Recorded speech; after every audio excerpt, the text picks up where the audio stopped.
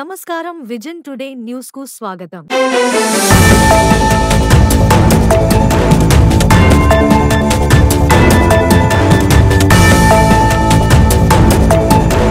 కూడా కొన్ని సందర్భాల్లో మేము కూడా సిగ్గుపడే పరిస్థితి కనిపిస్తాం.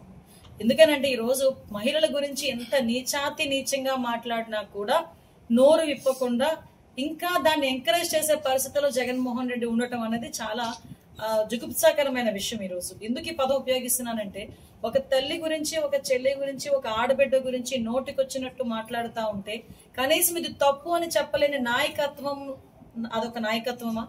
అటువంటి నాయకుడు ఒక నాయకుడా? ఇది ప్రతి ఒక్కరు కూడా మనం ప్రశ్నించుకోవాలి. ఎస్పెషల్లీ వైఎస్ఆర్సీపీకి నాయకత్వం వహిస్తున్న జగన్మోహన్ రెడ్డి కూడా ప్రశ్నించుకోవాల్సిన అవసరం ఉంది. మనం రీసెంట్ గా ఈ రోజు నిన్న చూసాను, ఎమ్మెల్యే ఒక శాసనసభ్యురాలు, గౌరవ శాసనసభ్యురాలు.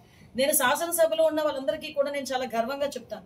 సుమారుగా 5 కోట్ల మంది ఆంధ్రప్రదేశ్ లో ప్రజలుంటే కేవలం 175 మందికే అసెంబ్లీలో కూర్చొని అధ్యక్ష అనే ఒక అవకాశం కల్పిస్తుంది. ఒక అదృష్టం. ఆ అదృష్టం ఇచ్చిన వాళ్ళు ఎవరు? ఆ నియోజకవర్గ ప్రజలు.